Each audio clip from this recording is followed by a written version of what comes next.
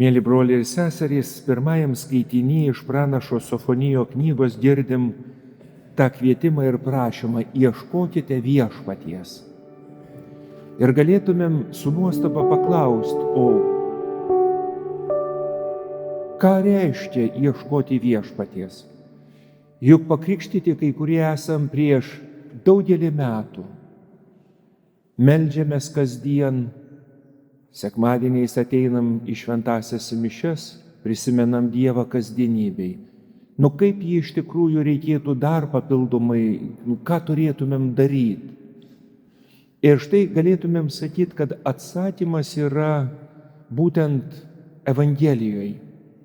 Juk tas Evangelijos skaitinys, kuris galėtumėm sakyti, yra pagrindinis Jėzaus mokymo turinys, labai aiškiai sako: ar nori būti laimingas?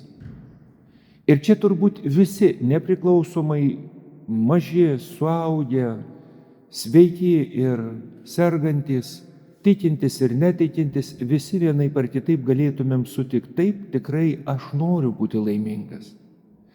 Tik bėda yra tokia, kad jau išminčiai prieš eilę tūkstančių metų labai aiškiai sakė: visi sutarė dėl žodžio laimingas, bet ne visi sutarė, ką reiškia būti laimingu. Juk kartais, kai skauda, vienintelis dalykas, ko nori, kad neskaudėtų. Kartais iš tikrųjų, kai padarai kokią šunybę, vienintelis dalykas, ko nori, kad nepagautų ar nieks nesužinotų ir taip toliau.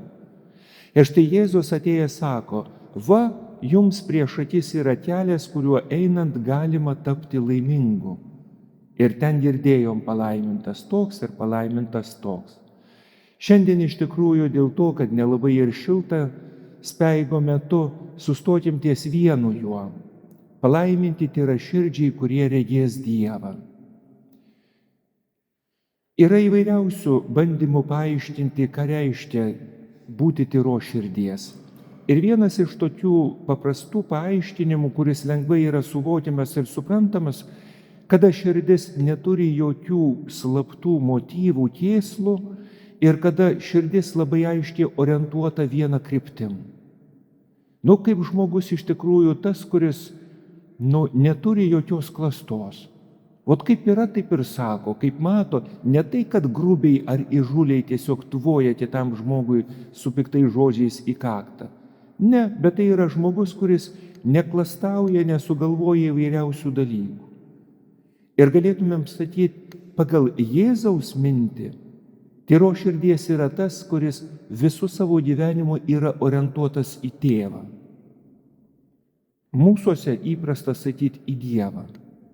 Jeigu Dievas yra centre, jeigu į jį nukreiptas mano gyvenimas, viskas atsistoja į savo vėžes. Pirmiausia turi būti Dievas. Jeigu to nėra, viskas griūva. Paimkim labai keletą paprastų pavyzdžių iš savo gyvenimo. Štai vienas senas vienuolis pasikviečia jauną ir klausia: kaip galvoji, kodėl supykę žmonės vienas, žiūrėdamas į kitą, šaukia? Kodėl šaukia? Stovi žmonės veidas į veidą ir viens ant kito šaukia. Tas jaunas vienuolis sako: aš nežinau. Ir tada tas senas vienuolis sako: žiūrėk, garsas, kuris gali pasiekti šalia esantį žmogų, gali būti ištartas pašnibždom, paprastai ir ramiai. Bet kai žmonės supyksta, kai neapykanta ateina į širdį, jų širdis tampa tolimos. Ir vienintelis būdas pasiekti tolimą širdį, kaip ir toli stovinti žmogų, tai yra šaukti, rėkti. O štai kai žmonės myli viens kitą, širdis yra labai arti. Ir sako, kartais užtenka pašnibždėti ar tyliai pasakyti. Kartais net to nereikia, užtenka tik žvilgsnio pažiūrėti ir šalia esantis žmogus suvokia ir supranta, net jeigu jis daro kažką negero. Ir mėly broliai ir seserys, šitas palaiminimas susišaukia su šituo pavyzdžiu. Ar mano ir tavo širdis yra orientuota į meilę? Ar iš tikrųjų Dievas yra pirmoji vietoj, kur jis labai aiškiai ir sako, kad Ar myli šalia esantį žmogų kaip save patį? Ar nėra taip, kad toj širdį, mano ir tavo širdį, yra įsimetusi kokia liga, kuri susargdina? Juk žiūrėkim, jeigu į mano į tavo širdį ateina kokia nuoskauda, kaip mes kalbamės, kaip žiūrim į kitą žmogų, tikrai jis nėra artimas.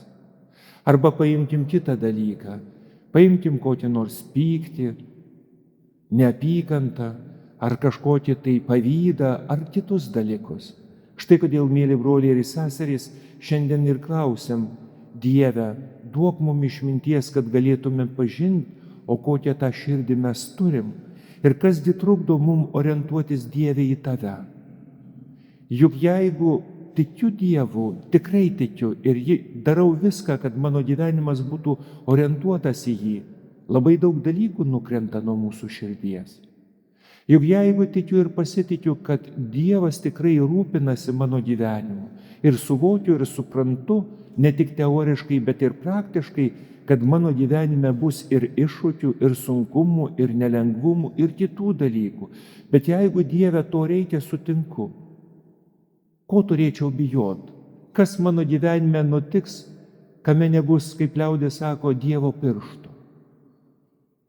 Ir mėly broliai ir seserys, tąsyk ateina ramybė, apie kurią mes ir kalbam, kurios linkim per kiekvieną šventąsias mišias. Ateina ramybė. Štai mūsų bažnyčia pastatyta 1909 metais. Juk matė ir Pirmą pasaulinį karą, ir Antrą pasaulinį karą, pokario metus, sovietinę priespaudą.